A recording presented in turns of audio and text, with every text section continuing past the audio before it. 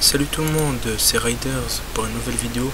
Aujourd'hui on se retrouve pour une petite vidéo pour vous expliquer tous les équipements qu'il faut avoir. Moi en l'occurrence c'est des équipements pour faire du l'enduro parce que moi c'est ce que je pratique. C'est des balades en forêt, de l'enduro, c'est ce qui me plaît le plus.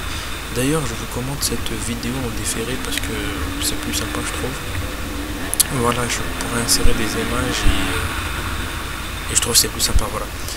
Je suis en balade dans la forêt avec des potes à moi, il y a de l'YZ, du KTM, etc., des 250 et des 225.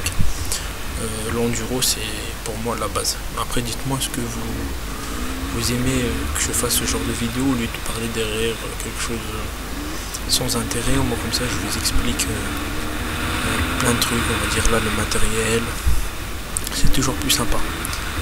On va tout de suite commencer pour faire de la motocross. Il faut beaucoup d'équipements. Le premier équipement qu'il faut pour moi c'est le casque. Le casque de motocross c'est une protection de base obligatoire. Carrément c'est obligatoire car une blessure à la tête c'est vite fait arriver quoi. En fonction des disciplines que vous pratiquez, le casque va différer on va dire de son rôle. Si vous faites de l'enduro vous allez essayer d'avoir un casque plus ou moins léger parce que du l'enduro vous allez en faire pendant des heures et des heures. Du coup voilà, si vous faites plus du terrain de cross, un casque n'importe quelconque on va dire ça changera pas grand chose.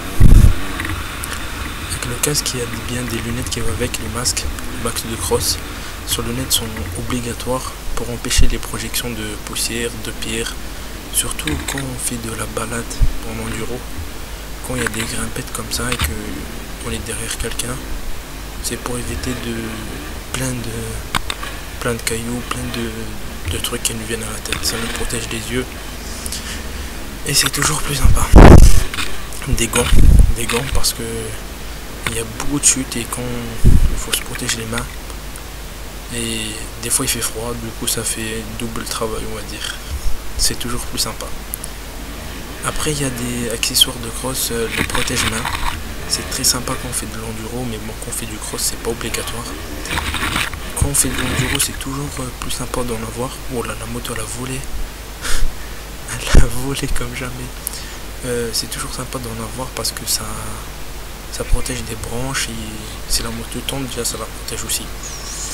Un maillot de cross, c'est la base aussi.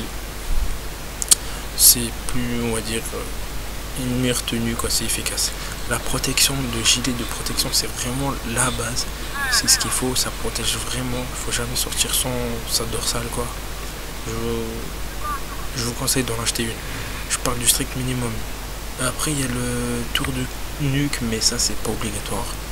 Des bottes, ça c'est vraiment obligatoire en cas de chute pour protéger les chevilles, etc. Un pantalon de cross, ça protège aussi bien. Des genouillères, pas besoin de genouillère. Moi je trouve que pour faire de l'enduro c'est pas bon. Déjà avec les bottes ça protège extrêmement bien les chevilles en cas de chute. Si la moto nous retombe dessus ça fait pas vraiment mal. Voilà, j'espère que ce genre de vidéo vous plaise.